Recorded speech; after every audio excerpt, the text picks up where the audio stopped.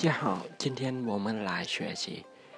中文跟我สันติเฉินคุณวันนี้เรียนภาษาจีนกับใครอีกแล้วสันติเฉินคุณในวันนี้เราจะมาเรียนเกี่ยวกับการบอกเวลาเนาะการบอกเวลาภาษาจีนจะว่าแนวใดเนาะมาเบิ่งรูปแบบของประโยคคำถามและคำตอบตัวอย่างกันเลย现在几点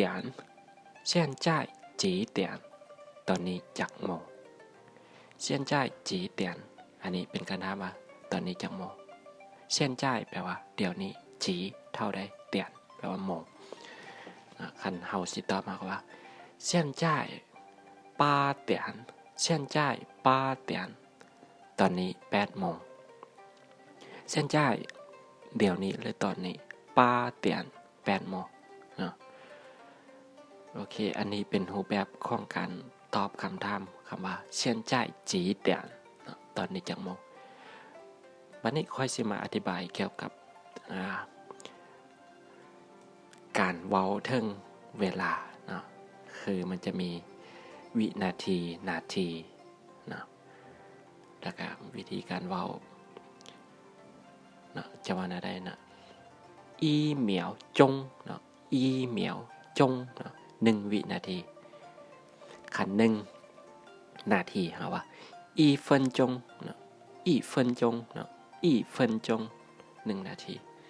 15 นาทีเนาะโมงมันจะแบ่งเป็น4ส่วนเนาะคันว่า15 นาทีแม่นอีเคอจงเนาะอีเคอจงเนาะ15 นาที1 ชั่วโมงแม่นอีเฉียวฉือเนาะอีเฉียวฉืออันนี้เขาสามารถเว้าได้ว่าตอนนี้1 โมง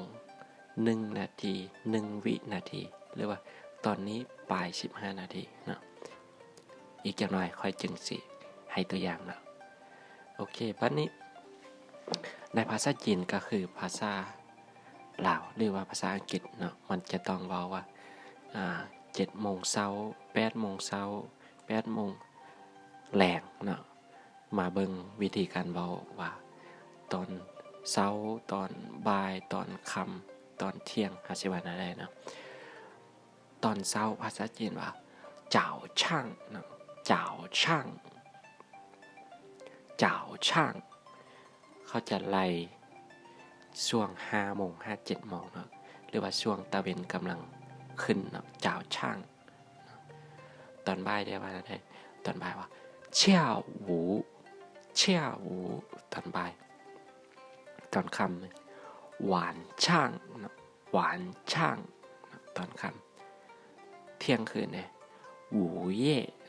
หูเย่หูเย่ตอนเที่ยงที่ว่าตาเวนพอดีซื้อหัวเฮาแม่นจงหูจงหูตอนเช้า7 โมงหรือว่า7 โมงขึ้นไปเนาะเพราะว่าช่างหูเนาะช่างหูเนาะโอเคมาทวนกันอีกทีนึงนะช่างหูตอนเช้า7 โมงขึ้นไปจ้าวช่างจ้าวช่างตอนเช้า5 โมง 7 โมงเชี่ยวหูเชี่ยวหูตอนบ่ายหวานช่างหวานช่างตอนค่ำหูเย่หูเย่เที่ยงคืนเรียกว่าตอนเที่ยงมันจงหูจงหูโอเคบัดนี้เอาฮู้วิธีบอกว่าตอนเช้าตอนช่วยตอนค่ำแล้วบัดนี้เฮามาเบิ่งวิธีการนำใส่นะถ้าที่ถามว่า现在几点หรือว่า几点了หรือว่าจักโมงแล้วนะหรือว่าตอนนี้จักโมงแล้วจ้าวช่าง8 点นะจ้าวช่าง8 点ตอนนี้8 โมงเช้าหรือว่า8 โมงเช้าเนาะจ้าวช่าง8 点เฮาจะเอาตอนขึ้นก่อนโมงเสมอเนาะจ้าวช่าง8 点จ้าวช่าง8 点โอเคอันนี้เป็นตัวอย่างซิเนาะแล้วให้แต่ละคนเอาไปนำใส่เนาะปรับใส่เนาะโอเคต่อมาถ้าว่าถึงถามว่า现在几点ถ้า8โมงปลาย15เขาก็ว่า晚上8点一刻晚上8点一刻晚上8点一刻8โมงแรงหรือว่า8โมง15ตอนแรกนะ晚上8点一刻โอเคมาเบิ่งประโยคต่อไปถ้าเขาอยากบอกว่าตอนนี้ยัง15นาทีฮอดเท่านั้นเท่านี้โมงเขาก็ว่า差一刻8点差一刻8点ยัง15นาทีฮอด8โมงหรือว่า8โมงยัง15เนาะชาแปลว่ายังเนาะโอเคต่อมา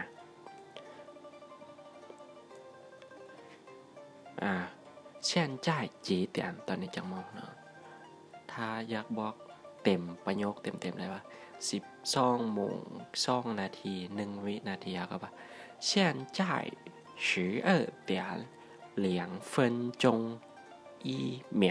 เนาะ现在12点2分钟1秒เนาะตอนนี้12โมง2นาที1วินาทีเนาะถ้าอยากบอกเป็นอีกนะข้อควรระวังนะเวลาบอกโมงเฮาบอกว่า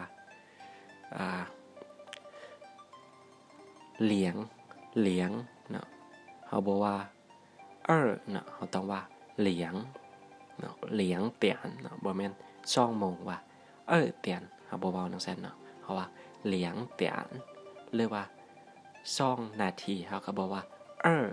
เฟินเนาะเฟินเฮาจะว่าเหลียงเฟินเนาะโอเคข้อควรระวังนะเวลาเว้าโมงเอาว่าเหลียงเตียนเหลียงเฟินโอเคให้ชื่อไว้ต่อมาประโยคสุดท้ายของมื้อนี้นะ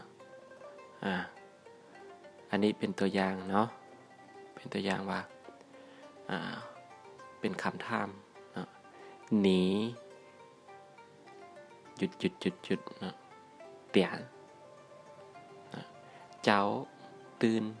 นอนจากโมงยกตัวอย่างว่าเจ้าตื่นนอนจากโมง你几点起床你几点起床